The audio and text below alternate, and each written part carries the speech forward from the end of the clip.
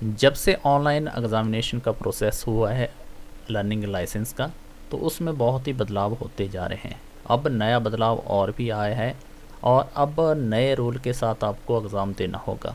Face authorisation की जैसे जो प्रॉब्लम आती थी पहले, अब वो चलो सॉल्व हो चुकी है, लेकिन अब जो नया स्टेप है, नए रूल हैं, वो बिल्कुल ही टफ़ हो चुके हैं। अब अपना लर्निंग लाइसेंस कैसे बना सकते हैं, कैसे आप एग्ज़ाम पास आउट कर सकते हैं, पूरी जानकारी आज आपको लाइव डेमो के साथ देंगे और एग्ज़ाम कंप्लीट करवा के दिखाएंगे कि कैसे अब लर्निंग टेस्ट को पास आउट किया जा सकता है। तो चलिए स्टार्ट करते हैं। तो सबसे पहले वेबसाइट को ओपन करेंगे। वेबसाइट ओपन होने के बाद सबसे पहले आपसे पूछा जाता है कि आप कौन सी स्टेट से बिलोंग करते हैं। तो यहाँ से आप अपनी स्टेट सेलेक्ट करेंगे। स्टेट सेलेक्ट करने के बाद ऑप्शन आ जाता है ऑनलाइन एलएल एग्ज़ाम, तो इस पर आप क्लिक करेंगे। तो यहाँ पे आपका जो एप्लीकेशन नंबर है एलएल टेस्ट देने के लिए वो यहाँ पे एंटर करेंगे। उसके बाद नीचे दिया गया है कैप्चा कोड, जो सिम टू सिम जो आया है स्क्रीन पे वही यहाँ पे आप लिखेंगे। उसके बाद फिर सबमिट पे क्लिक करेंगे।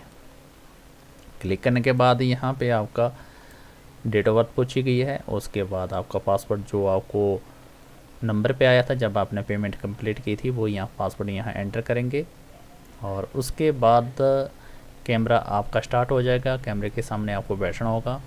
तो जैसे आपने ऑथराइजेशन पे क्लिक करते हैं तो आपका सबसे पहले जो स्नैप कैप्चर होगा, उसके बाद आगे का प्रोसेस शुरू होगा।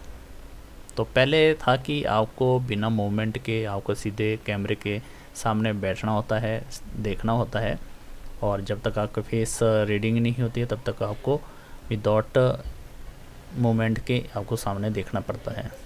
और जब तक कंप्यूटर चेक नहीं करता, आपको फेस रीडिंग नहीं करता, जैसे वो डॉट डॉट करके आता था, अब उस तरह का नहीं आएगा। इसमें अब जो नया रूल है, सबसे पहले आपको मूवमेंट करनी होगी। आपको जो आपका फेस है उसको आपको इधर उधर दाएं बाएं ऊपर नीचे करना होगा जब तक फेस की प्रोसेसिंग चलती है। नए एग्ज़ाम में आपके फेस रीडिंग के लिए लगभग 5 से 10 मिनट लग सकते हैं। उसके बाद इस तरह का आपको मैसेज आएगा, एस पो डिक्लेरेशन आपका स्टे स्टिल, कि आपके एस प्रूफ के लिए डिक्लेरेशन के लिए पूछा गया है। तो यहाँ पे आप बिल्कुल सामने बैठें और आपका यहाँ पे मैचिंग करेगा और यहाँ आ जाता है आपको देखो रियल कैंडिडेट। जब तक नहीं आता कि आप रियल है कि रॉबोट तो नहीं है, तो उसके बाद फिर आपके डिटेक्ट होगा जो जो आपका फेस है, आपकी मूवमेंट को डिटेक्ट करेगा। उसके बाद आपको बताएगा कि आप उसके बाद अपनी आइज़ को जो है वो मूवमेंट करें। ब्लिंकिंग टाइम 5 टाइम आप अपनी आइज़ को ब्लिंक करें।